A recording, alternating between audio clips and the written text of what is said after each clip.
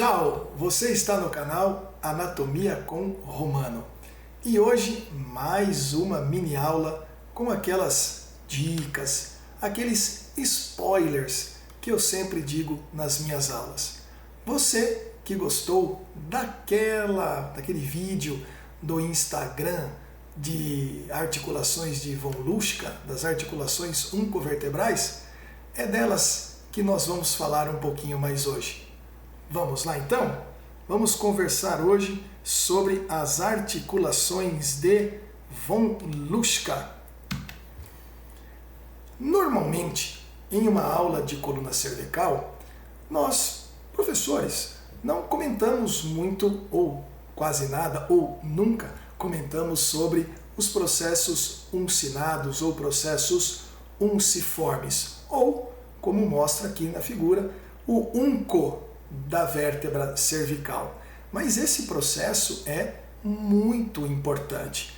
Na verdade, começa sendo muito importante até desde sua descoberta, né? Com este anatomista Hubert von Luschka.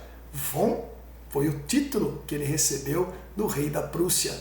Tá lá no canal do Instagram Anatomia com Romano.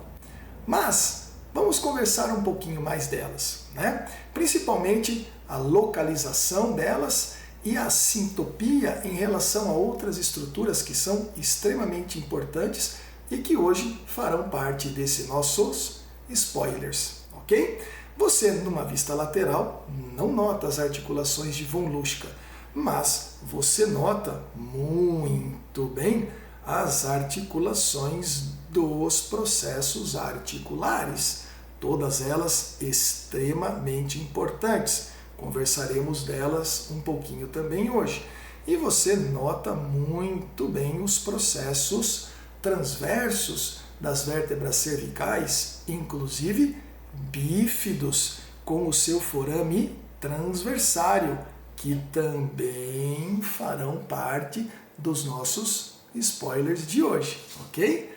Vamos lá. Avançando, não conversaremos hoje das articulações do chamado bloco superior, Atlas na primeira fileira ou o Axis na segunda fileira, e sim conversaremos de C3 até C7. Romano, mas por quê? Porque apenas temos o unco da vértebra dos processos dos corpos vertebrais de C3 até C7. Não temos estes processos no Atlas, até porque o Atlas não possui um corpo.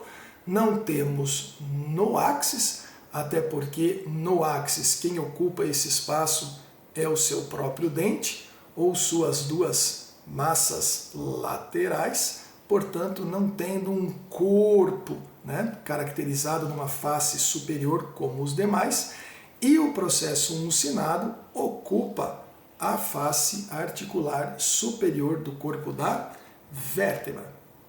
Aqui, numa vista tanto anterior quanto superior quanto de perfil, notamos muito bem não só o unco da vértebra, como também numa vista superior, veja que aqui já chamado de processo uncinado, uncus em latim significa gancho, então um processo na forma de um gancho.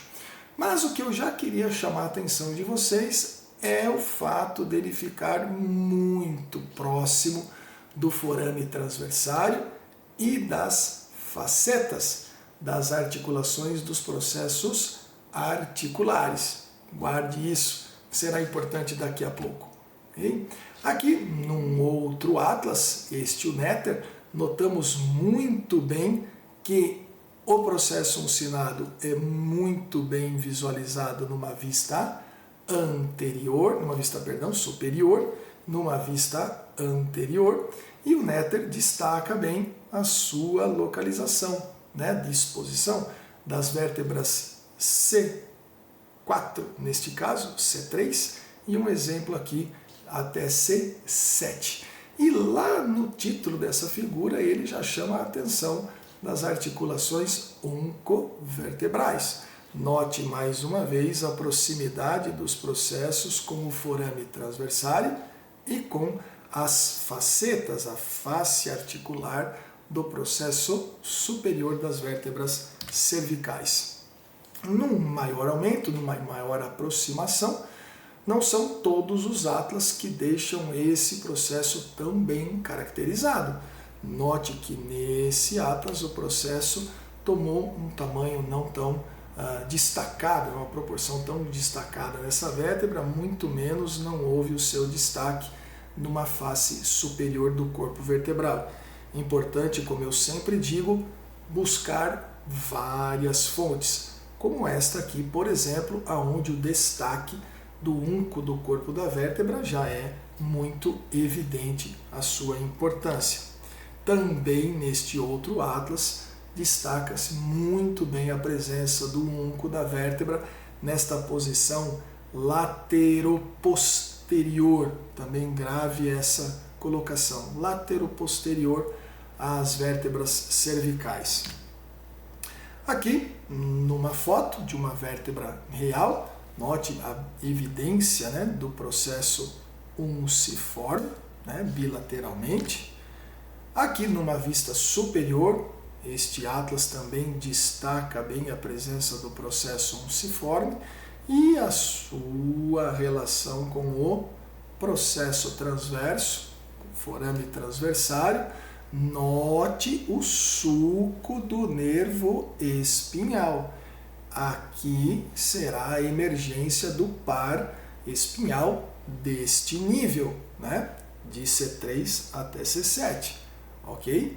Porque não temos essa canaleta com relação ao processo uncinado entre occipital C1 e entre C1 e C2. Então, a emergência aqui será do terceiro par craniano, espinhal. Numa vista superior, destacamos bem evidentes os dois processos uncinados. Muito bem. Aqui já circulados, veja como os dois de cada lado, direito e esquerdo, na face lateral do corpo vertebral, posterolateralmente, e entre aqui nessa posição algumas controvérsias, porque acredita-se que o processo unciforme, estando nessa posição nas vértebras cervicais, seja um elemento importante para a estabilidade dos movimentos da coluna cervical, assim como o direcionamento, principalmente dos movimentos de inclinação e de flexão e extensão. Abordaremos um pouco mais à frente também. E aqui o destaque da articulação oncovertebral propriamente dita, a articulação então de von Luschka. Então, as margens laterais das faces superiores das vértebras cervicais são elevadas, tornando-se cristas ou lábios denominados de uncos, de ganchos dos corpos das vértebras. Articulam com o corpo da vértebra acima, formando, o ideal seria, articulações sinoviais entre aspas, uncovertebrais. Grave este nome, uncovertebral, porque é o nome também muito usado nos exames de imagem, ultrassom raio-x, tomografia computadorizada, ressonância magnética. O nome foi dado por seu descobridor, um anatomista detalhista nas suas dissecações, Hubert von Luschka, lá 1858, como destaquei no vídeo lá no Instagram, o que ele chamou de hemiartroses laterais. Viu nela dispositivos primários que favorecem a mobilidade da coluna cervical e, portanto, uma vantagem funcional. Na oportunidade, Luschka destacou a semelhança com espaços articulares das articulações sinoviais, mas vou deixar para você uma interrogação. Pesquise lá nas bases de dados Medline, PubMed, você verá vários estudos ao longo do século passado, deste século, que ainda pairam dúvidas a respeito de que é de fato uma articulação? Tem cápsula? Tem membrana? Tem líquido sinovial? Existem ainda autores que concordam com Luschka, autores que não concordam com Luschka, e ainda as dúvidas pairam sobre esta articulação aqui. Okay? Mais uma figura dando esse destaque e mostrando a cavidade, olha lá, uma cavidade articular, então a articulação uncovertebral. Note neste desenho o pequeno espaço que se forma entre os corpos das vértebras e tanto mais próximo do processo uncinado.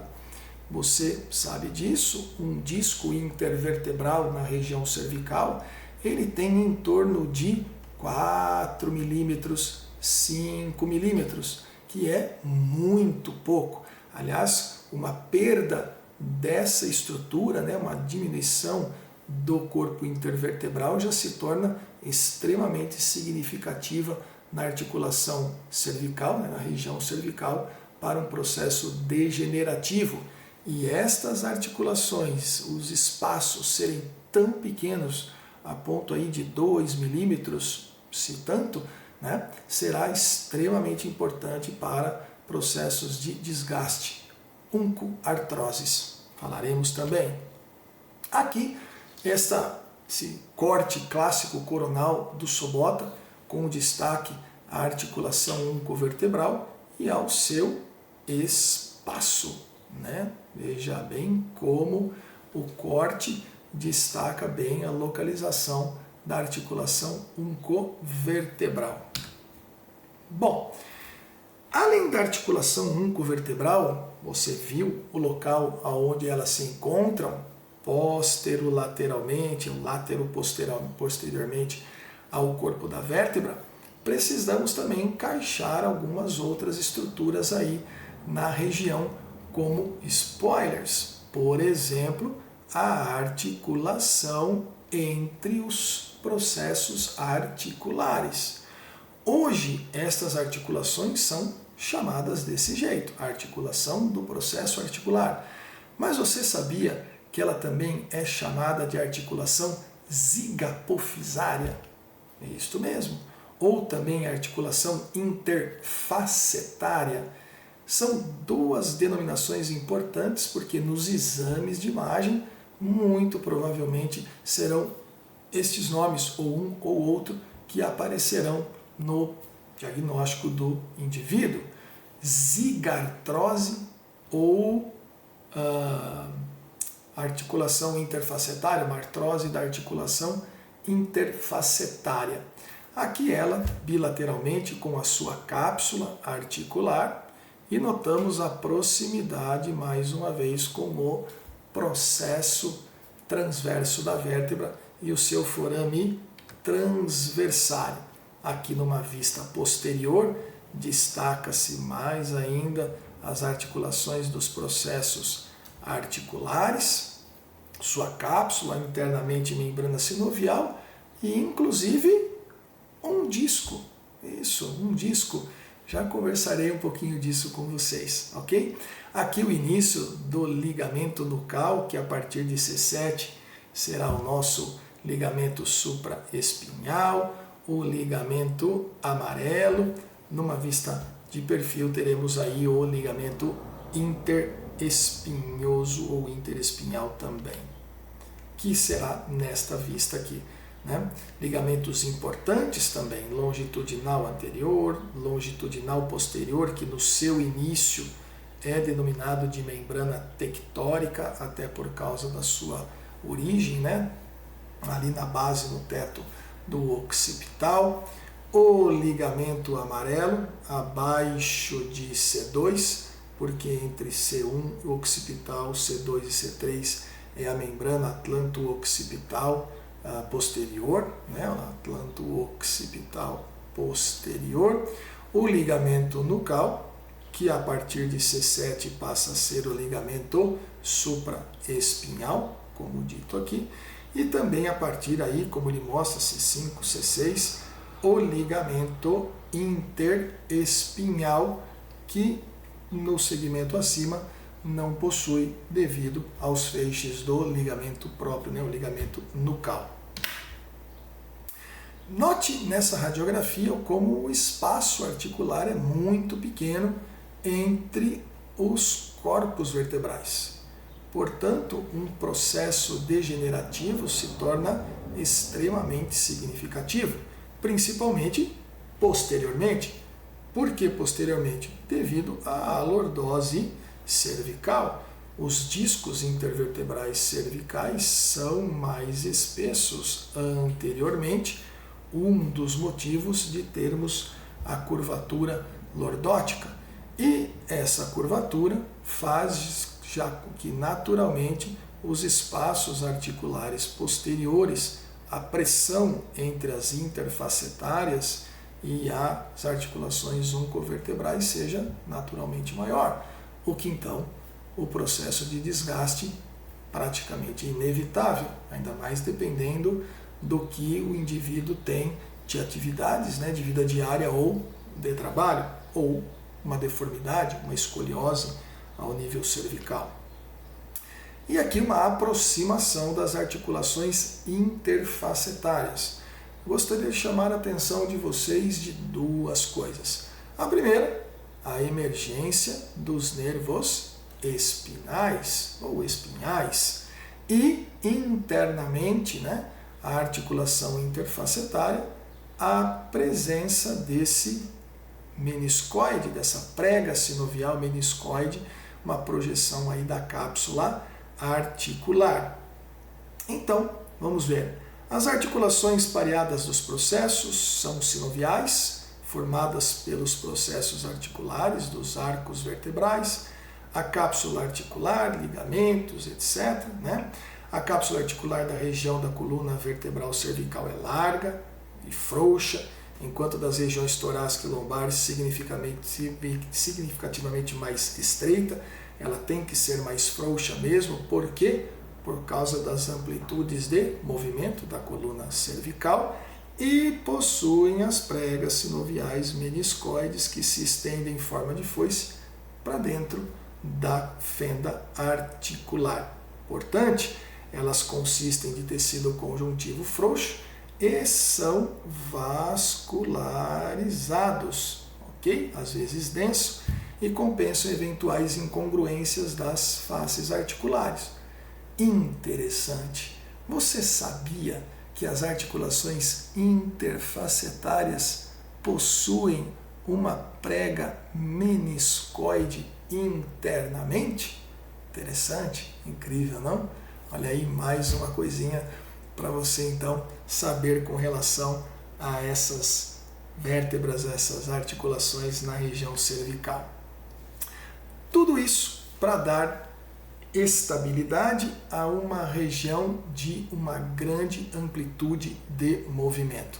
Note aqui que nós não estamos na articulação atlanto-occipital nem da atlanto-axial, e sim nas demais articulações de C2 para baixo, e aí o movimento então total, 65 graus de flexão anterior, 40 graus de extensão, a flexão lateral 35 graus e mais 50 graus de rotação total da cabeça.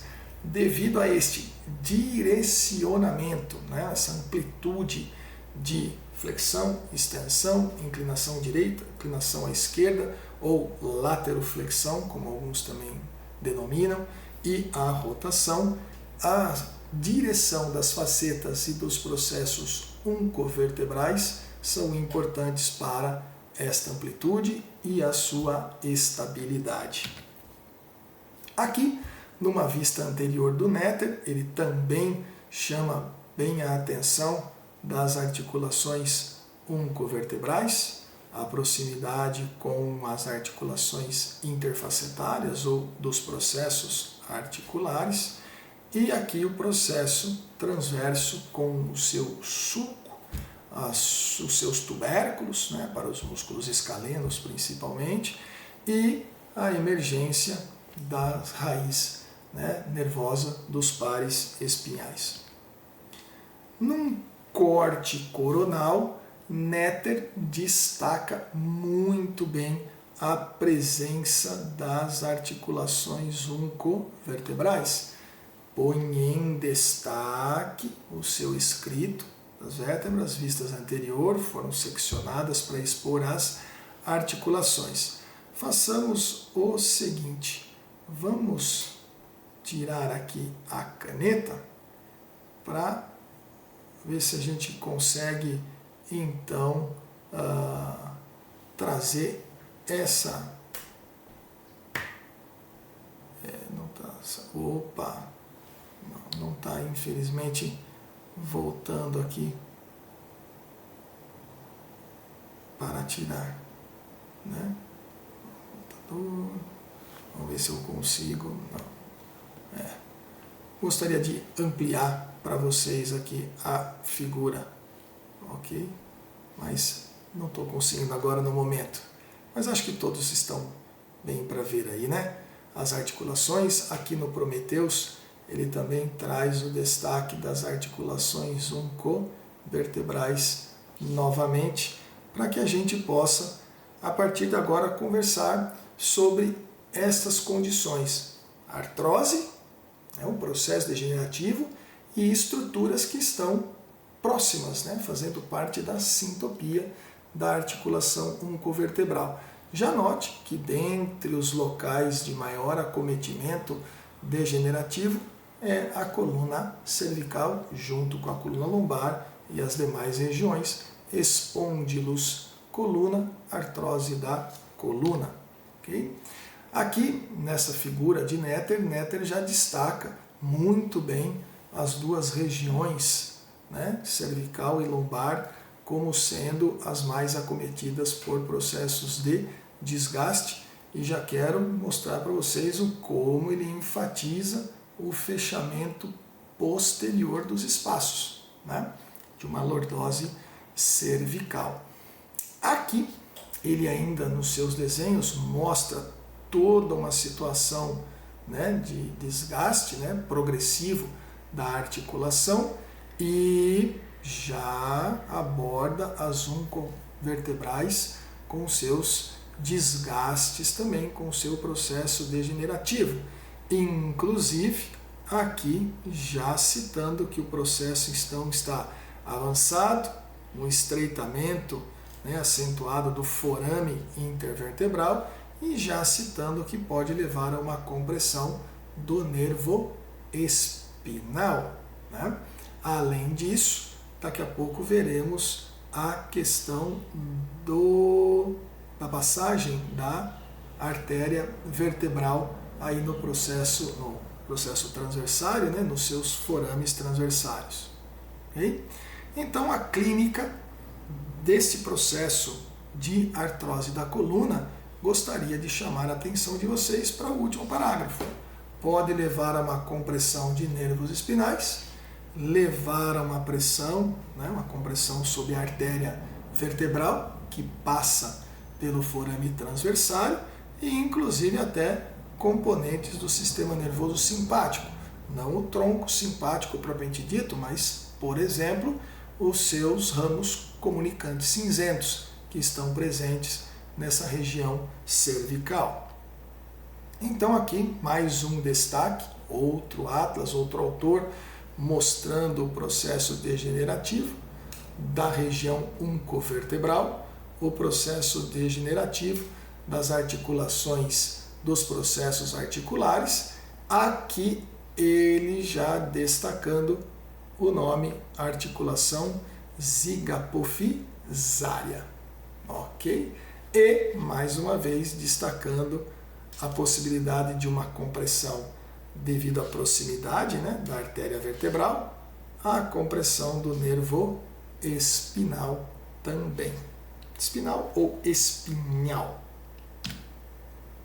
Bom, quais estruturas seriam aí potencialmente comprimidas numa situação, obviamente, mais complexa, mais complicada, de uma artrose da coluna cervical.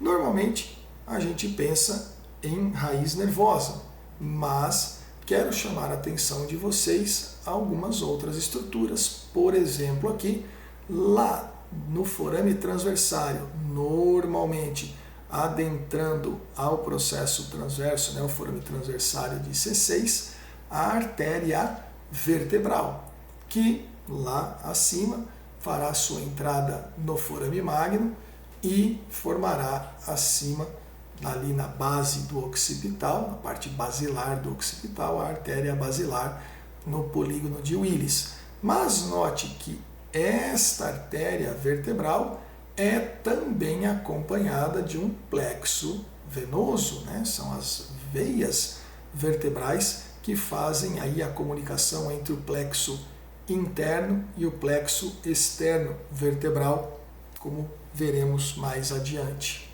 Aqui então o destaque da artéria vertebral, né?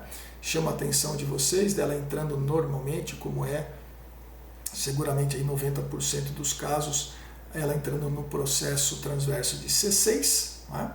Mas o que importa, né, o que é importante para a gente é a proximidade do forame transversário e da artéria com a articulação interfacetária e também com o processo unciforme. Aqui num destaque lateral, como a gente pode observar esta questão. Então, uma escoliose acentuada, uma hiperlordose, né?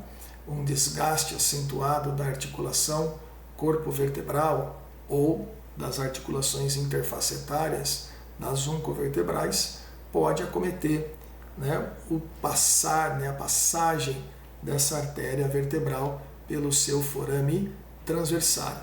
Neste desenho a gente consegue ver bem a condição de proximidade do processo unciforme, do forame transversário com a artéria, o sulco por onde no processo transverso transita a emergência do nervo espinal. Ok?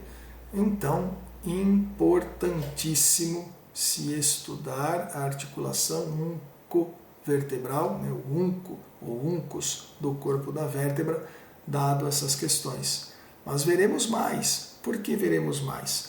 Porque da artéria vertebral saem os ramos segmentares que vão para a medula espinal.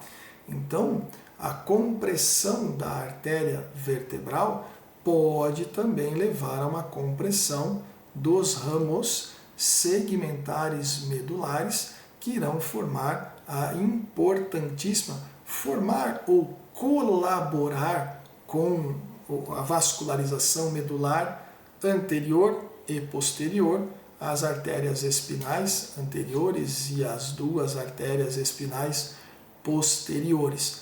Eu posso até então levar a um comprometimento vascular arterial da própria emergência do nervo espinal, raiz anterior, raiz posterior, quanto própria vascularização anterior ou posterior da medula espinal.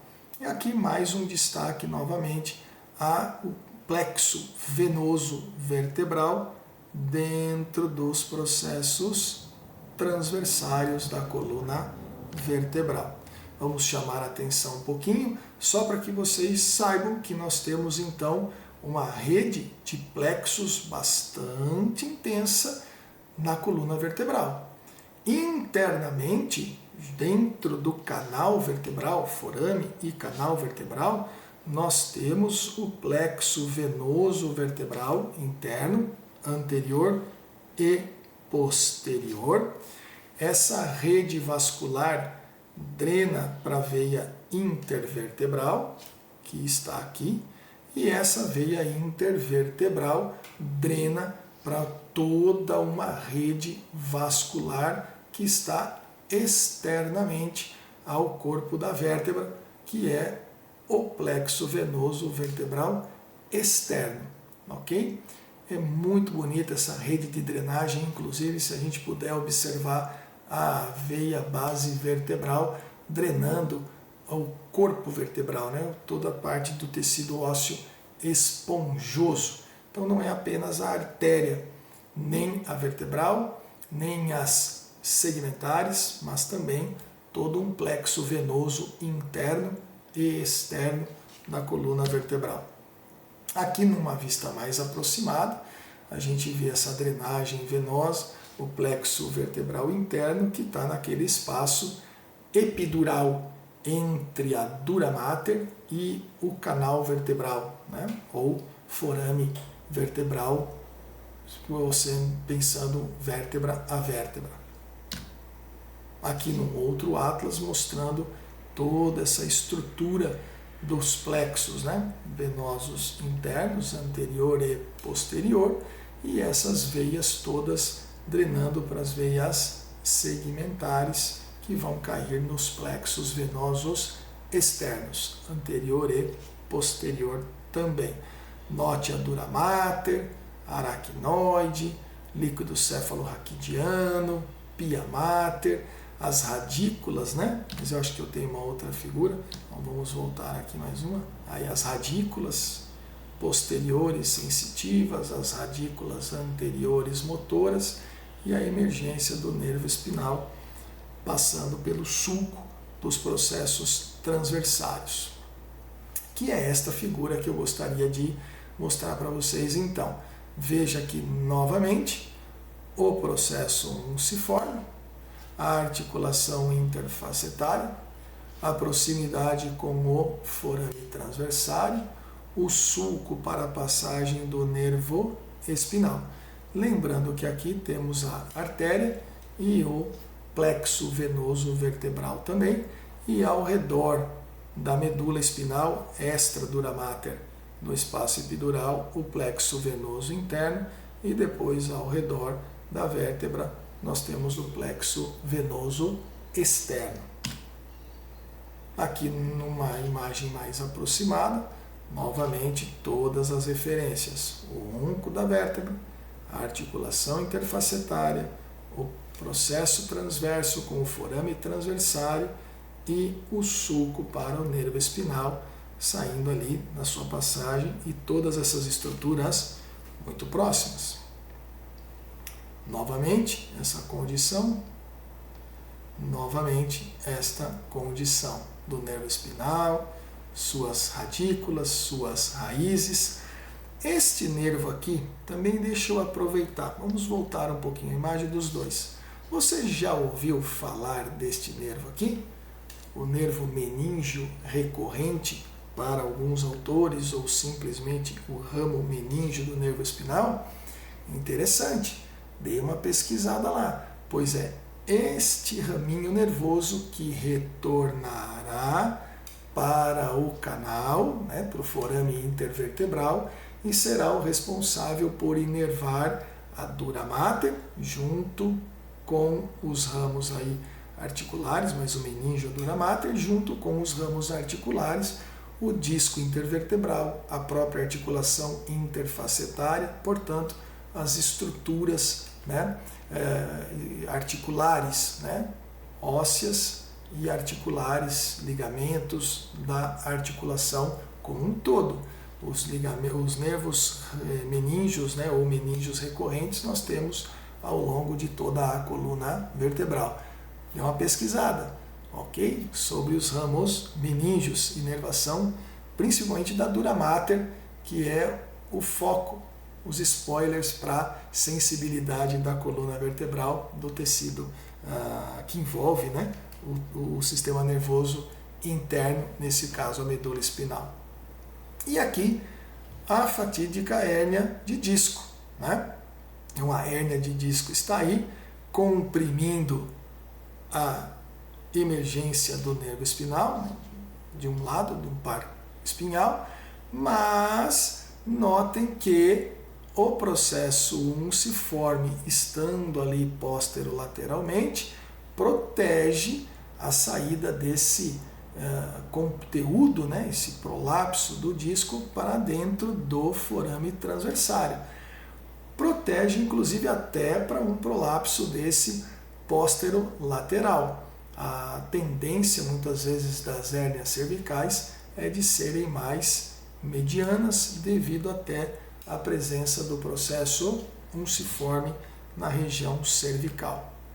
Bom, vamos abordar um pouquinho, porque não falaremos do plexo em si, mas relembrar que ali, como dito nessas últimas imagens, é a emergência do plexo tanto cervical, até C4, como do plexo braquial, C5, C6, C7, C8 e T1. Portanto, qualquer uma destas raízes, né, desses nervos espinais podem ser acometidos.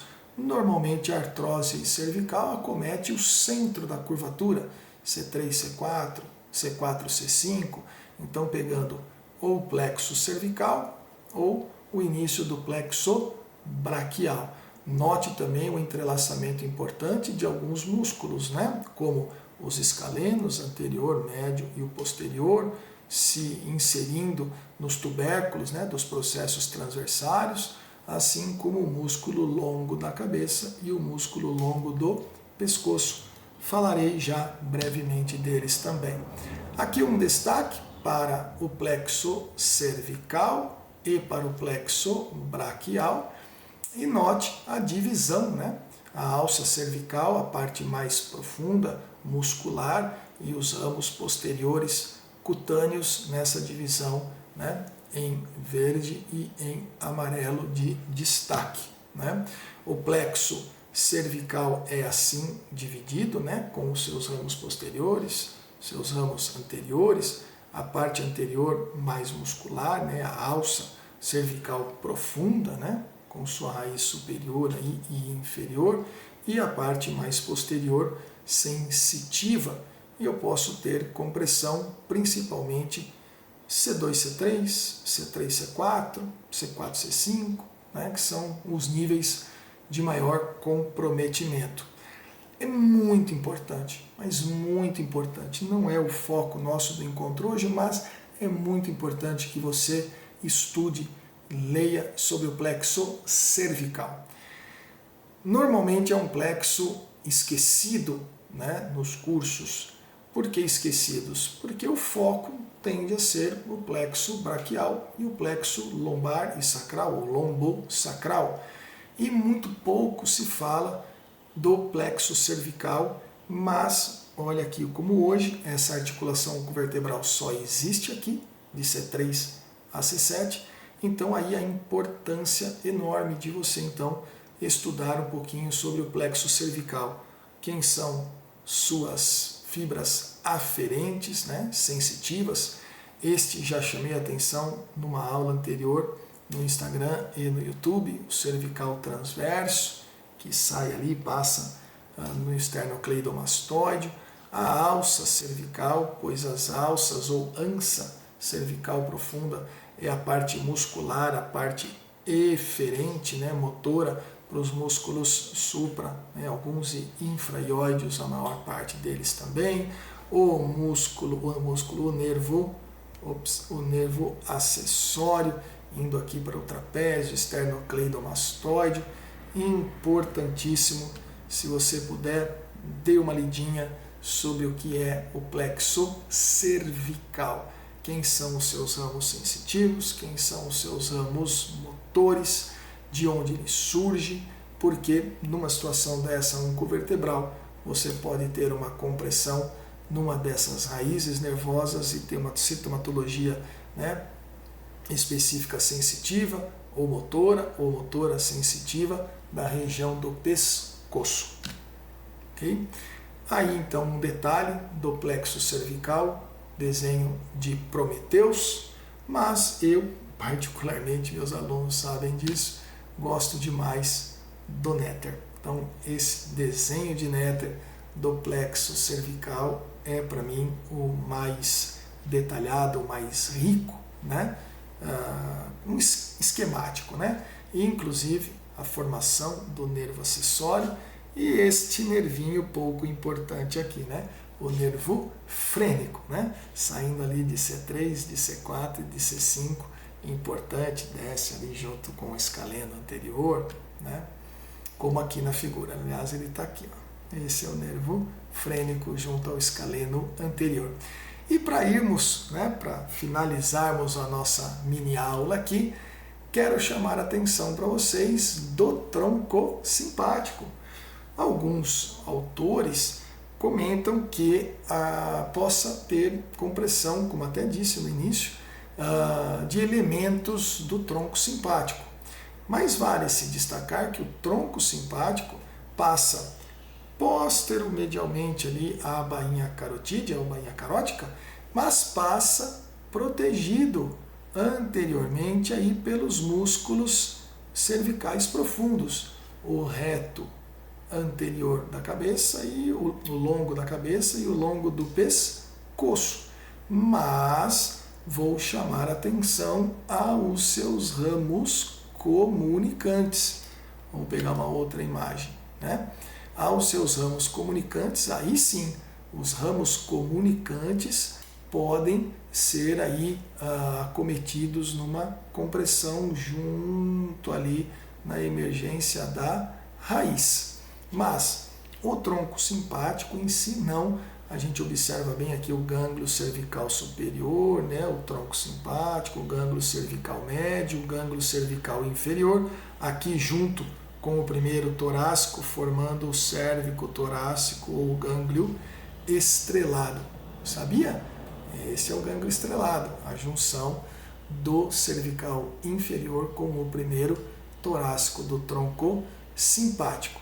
E aí, esse ramo comunicante cinzento está levando a estes nervos do plexo cervical e do plexo braquial fibras para vasomotricidade, para glândulas sudoríparas e para piloereção, para o músculo eretor do pelo.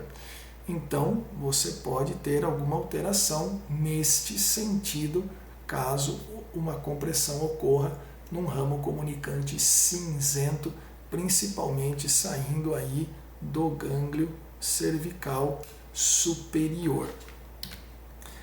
Aqui num outro esquema, né? Então seriam esses os ramos comunicantes cinzentos para o plexo cervical, para o plexo braquial. Aqui o Sobota mostra bem como o tronco simpático está de fato protegido. Se não tivéssemos a imagem à direita, né, do paciente, esquerda do vídeo, nós possivelmente teríamos a noção de que o tronco simpático de fato está, como nesta visualização, próximo do processo transverso e não protegido pelos músculos longo da cabeça e longo do pescoço. Como então, aqui mais uma vez, finalizaria o nosso encontro, chamando atenção para esses grupos musculares mais profundos, o longo da cabeça, o longo do pescoço, assim como os nossos já tão conhecidos escaleno anterior, médio e posterior, ok? E, caso você nunca tenha ouvido falar, anteriormente, profundamente, nós temos ainda o reto lateral da cabeça, o reto anterior da cabeça, assim como posteriormente o reto posterior menor, o reto posterior maior e os dois oblíquos, superior e inferior da cabeça, músculos que são responsáveis pelos micromovimentos da cabeça com o Atlas. Então, eram essas as informações que eu queria passar para vocês. Espero que tenha ajudado, que tenham gostado das informações, pequenas dicas, spoilers. Me siga também lá então no canal, no Instagram Anatomia com Romano, este do canal do YouTube, e deixe os seus comentários, envie mensagens, o que você gostar, o que você quiser. Se eu estiver, espero, né, estar à disposição para estar com vocês, para responder qualquer dúvida, qualquer coisa, ok? Então, muito obrigado pelo encontro. Não esqueça, deixe os seus comentários, são muito importantes. Me siga também lá no canal Anatomia com Romano no Instagram. Toda quarta-feira, um vídeo de curiosidades, história, ok? É isso. Tchau!